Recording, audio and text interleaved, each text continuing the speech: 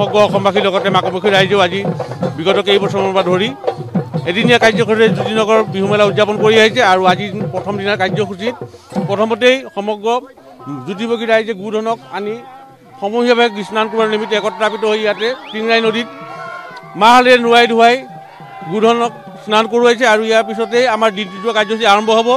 আমি সমগ্ৰ মাকুমুখী ৰাইজৰ হৈ সমগ্ৰ অসমবাসী ৰাইজক ৰঙালী বিহুৰ আন্তৰিক শুভেচ্ছা তথা ওলগ জ্ঞাপন কৰিছোঁ। আগন্তুক বৰ্ষতে সকলোৱে সুখে শান্তিৰে সম্প্ৰীতিৰে জীৱন নিৰ্বাহ কৰাৰ প্ৰতি ভগৱানৰ ওচৰত আমাৰ এই প্ৰাৰ্থনা। লাও খা বেঙেনা খা থেকেৰা খা হালধি খা এইটো আমাৰ পৰম্পৰা। আমি প্ৰত্যেক বছৰে গৰু বিহুৰ দিনাখন এনেকৈ লাও বেঙেনা এনেকৈ চাট মাৰি আনি ইয়াতে আহোঁ আৰু গৰু গা ধোৱাৰ লগতে আমি এনেকৈ ফূৰ্তি কৰোঁ। গৰু বিহু আমি এনেকৈ উদযাপন কৰি আছোঁ প্ৰত্যেক বছৰ, আৰু এই বছৰ তেনেকৈ আমি উদযাপন কৰিছোঁ। এই চেগতে আপোনালোকৰ যোগেদি সকলো অসমবাসী ৰাইজলৈ আমি ৰঙালী বিহুৰ শুভেচ্ছা জ্ঞাপন কৰিছোঁ।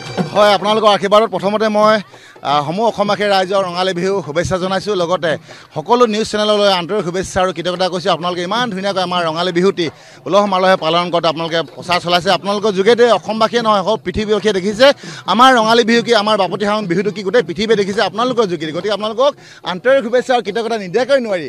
লগতে মই জনাব বিচাৰিছোঁ যে এই নতুন বৰ্ষটোত অসমবাসী ৰাইজৰ সকলোৱে যেন সুখ শান্তিৰে পালন কৰক বিহুটি, আৰু সকলোৱে যেন ভালে কুশলে মংগলে থাকক, তাৰে মোৰ প্ৰাৰ্থনা।